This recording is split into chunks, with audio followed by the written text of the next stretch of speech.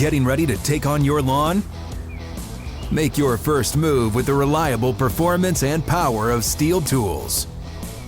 From hedge trimmers and mowers to string trimmers and more, right now save on select gas tools starting at just $149.99. Real Steel. Find yours at steeldealers.com.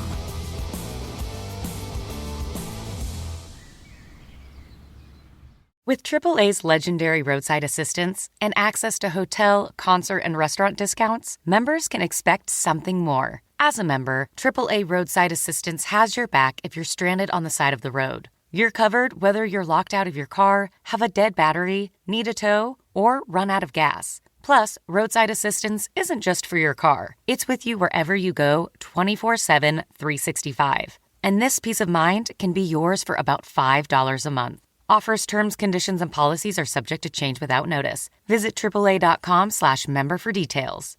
It's time to get inside the Giants Huddle. Let's go, let's go, let's go. On Giants.com. I like it. And the Giants mobile app. Boom, give me some juice. Part of the Giants Podcast Network. Let's roll. The Giants came down to Houston to visit the Texans for their second preseason game. Giants falling 28-10 was the final score. Madelyn, Burke, and Dottino here to wrap this one up. And Dots, you know, the first thing Brian Daboll said when he got to the podium was, it's hard to win a game when you've turned the ball over 5 times. Yeah, the 2 early interceptions by Daniel Jones were obviously tough. The 1 pick six by Petrie, especially deep in your own end zone, 6-yard return for the pick six. Never want to start a game like that at all.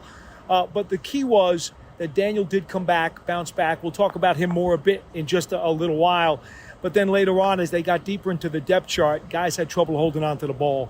And that's not going to help them when the coaches are starting to make decisions. Right. You mentioned Daniel Jones, obviously his first game action since tearing that ACL last season in Week 8. You know, obviously he mentioned, too, it took a little bit to get into the rhythm. He had some throws that he wanted back. Brian Daboll said he was going to press him, wanted the quarterback to throw the ball down the field. Even though he had those early turnovers, he kind of righted the ship. Yeah, I think the key for Jones was that he had a variety of plays to run. They didn't want him to just hand the ball off and play it really safe.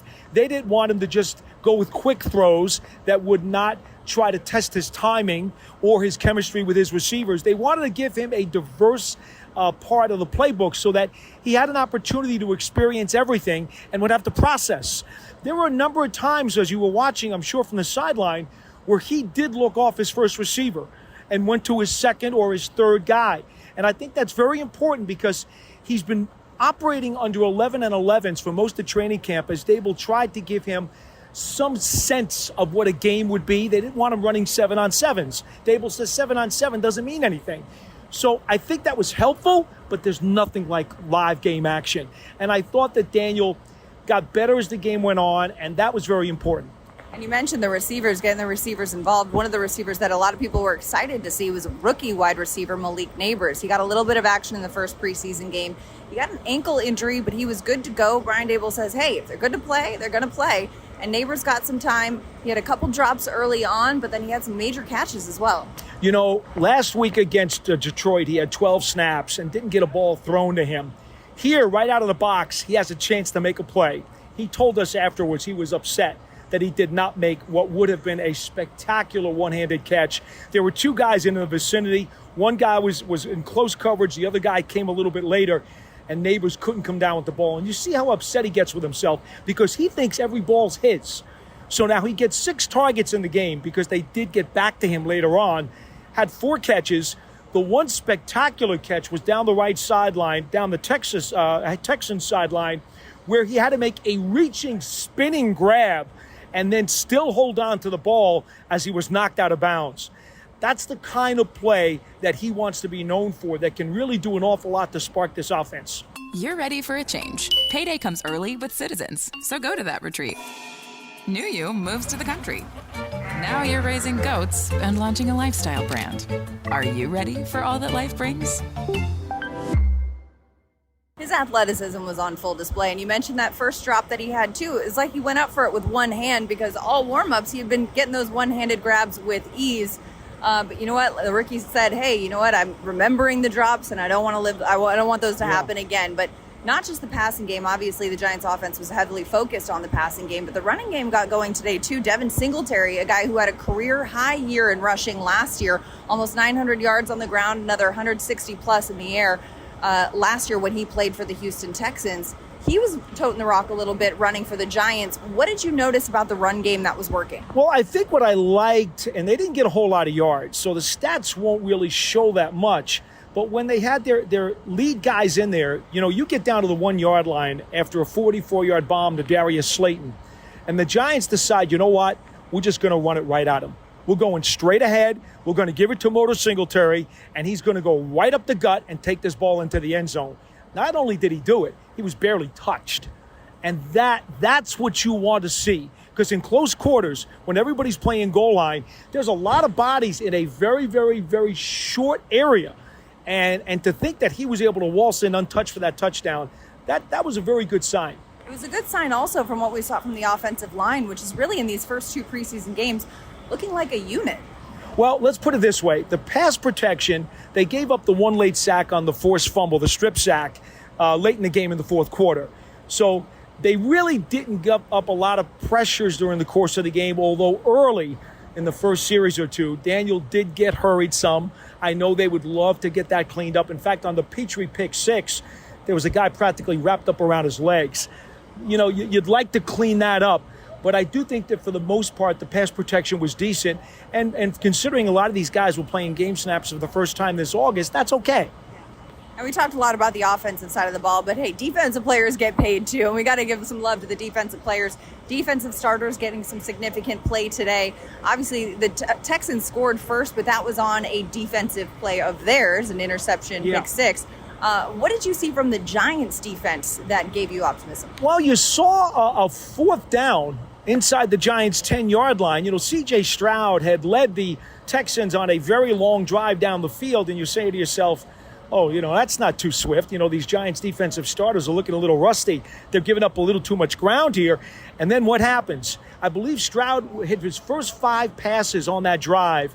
And then once they got down into the deep red zone, he had 3 incompletions in a row. Plus there was a running play that was stymied. And so the Giants took the ball over on downs on a 4th down inside their own 10. And talking to Bobby Okereke after the game, that was a big deal to them. That meant something. You love turf. You're good at it. So you start a turf biz. Business grows, your savings grow. Become the most celebrated name in turf. Are you ready for all that life brings? Now, the Giants, you want to get out of preseason unscathed, but there were quite a few injuries for this Giants team today. Which one stands out to you the most, if any? Yeah, Micah McFadden. I mean, he's one of the starting inside linebackers. He goes down with a hip injury. Did see him after the game, and he was walking around to the bus. So, I think they're hopeful that it's not that big a deal. A number of other depth chart guys got nicked up. But, yes, there was a higher number than you would like, but it didn't look like, I don't know, it didn't look like there were any bigger name players who did anything serious. We'll keep an eye on that as preseason continues. And, of course, next week the Giants are turning the page to the most convenient road game. They'll be playing the Jets at MetLife Stadium, but not before having a joint practice with the Jets. Obviously, we likely won't see starters in that 3rd and final preseason game because of that action that they're getting in these joint practices. How valuable is that? Yeah, I think it's huge because, I'm not going to get into Brian Dable's head. You're not going to do that either. Right. But he's got to gauge in his mind, how much do I want to play my starters in the joint practice with the Jets, figuring that Salah's probably going to do that, for gangrene. And Salah may decide that he's going to rest all his guys in that 3rd preseason game. So maybe Dable does the same in terms of his starters. I think he and Robert Saleh have to get together sometime this week and not only talk about what they're going to do in the practice on Wednesday, but also what their plans are for the whole week and for the game. I think that would make a difference. Now, you heard Daniel Jones as well in the locker room with me. And, Daniel wants to get a few more reps before they play the Minnesota Vikings in a few weeks. Does that mean those reps come Wednesday or do they come next Saturday? He doesn't know either. And I think we'd all like to know. We'd all like to know. But first, Paul, you and I have a bus to catch as we take the plane out of Houston back to New Jersey. For Paul Dottino, I'm Madelyn Burke with your rapid reaction. Giants leaving Houston with a 28-10 loss in the second preseason game. When you buy Kroger brand products, you feel like you're winning. That's because they offer proven quality at lower than low prices. In fact, we guarantee that you and your family will love how Kroger brand products taste, or you get your money back. So next time you're shopping for the family, look for delicious Kroger brand products, because they'll make you all feel like you're winning. Shop now, in-store, or online. Kroger, fresh for everyone. You know that vibe? When you're riding in your all-new Camry and that cousin calls. The one who always tries to one-up you. I mean, yours is fine and all, but... Not even a hello. It's straight into better job, boyfriend, vacation spot. Your response? Brushing the dirt off your shoulders. And pulling up in the all-new Camry. 225 horsepower, bold grille, available 19-inch wheels, and wireless charging. Who has the better what now? Thought so. The vibe just shifted in your favor with the all-new Camry. Toyota. Let's go places.